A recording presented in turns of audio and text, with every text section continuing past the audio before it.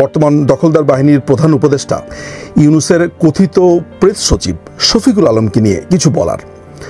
আপনাদের জ্ঞাতার্থে জানিয়ে রাখা ভালো যে শফিকুল আলমকে নিয়ে আমি কিছুদিন আগেই একটি ভিডিও বানিয়েছিলাম, যেখানে আমি দেখিয়েছি যে এই শফিক তার বাবাকে নানানভাবে মহিমান্বিত করেছে। তিনি ঘুষ খেতেন না, তিনি খুবই ভালো, অন্য বাসার লোকেরা, অন্য বাসার অফিসাররা ঘুষ খেতেন, শুধু তার বাবা হেঁটে হেঁটে চাকুরিতে যেতেন, ছেঁড়া টুপি পরতেন, একটা মাত্র জামা ছিল, একটা মাত্র পায়জামা ছিল। কিন্তু শফিক তার আরেকটি লেখাতে বলেছে যে দুনিয়াতে তার এই ছেঁড়া টুপির বাবাই 5 তলা বাড়ি নির্মাণ করেছেন। আমি সাধারণ মানুষদেরকে এটা দেখিয়েছি যে যেই লোকটি ছেঁড়া টুপি পরতেন সেই লোকটি কিভাবে ঢাকা শহরে জমি কিনে 5 তলা বাড়ি করেন। গতকালকে একটি টকশোতে দেখেছি যে খুবই দ্রুত উত্তেজিত হয়ে গেছে এই শফিক।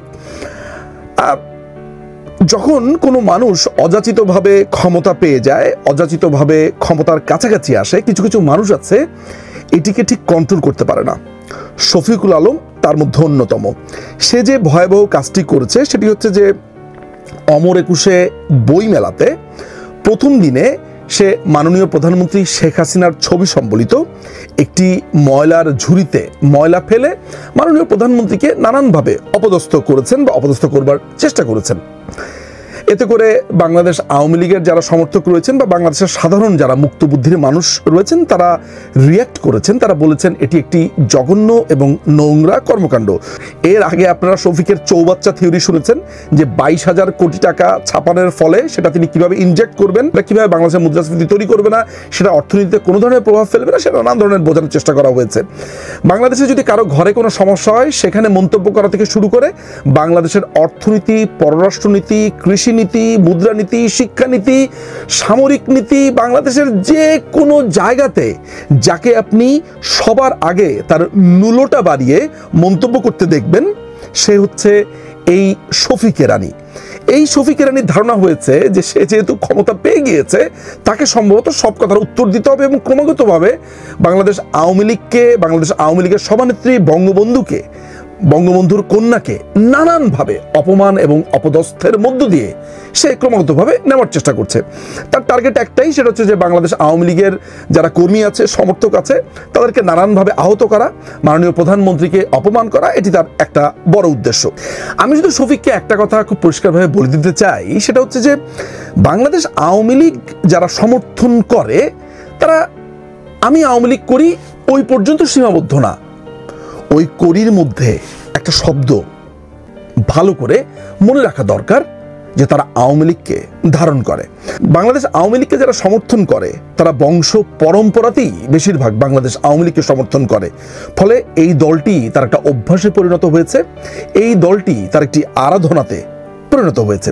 আপনি বাংলাদেশ আওয়ামী লীগকে যদি টুকরো টুকরো করে দিতে চান, সেই টুকরো জায়গা থেকে আবার বাংলাদেশ আওয়ামী লীগই হয়ে যাবে।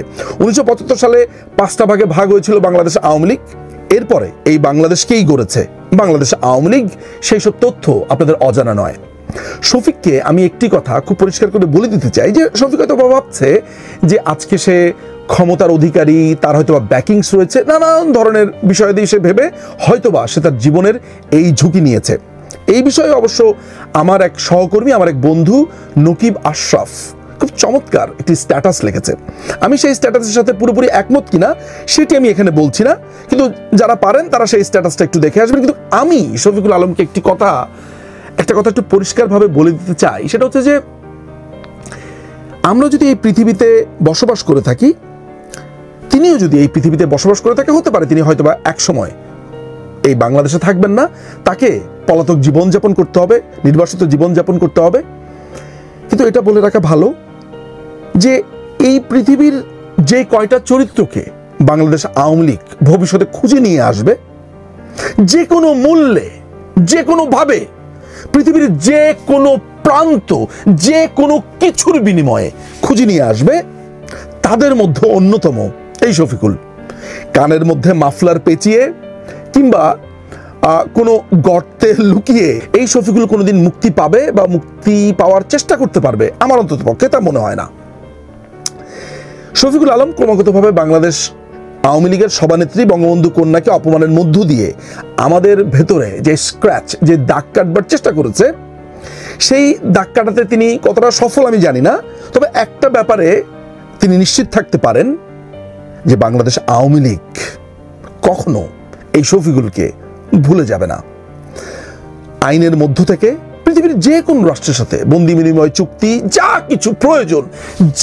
কিছু প্রয়োজন এভরি নুক অ্যান্ড কর্নার, প্রত্যেকটা জায়গা সেচে যা করণীয় বাংলাদেশ আওয়ামী লীগ তা করবে।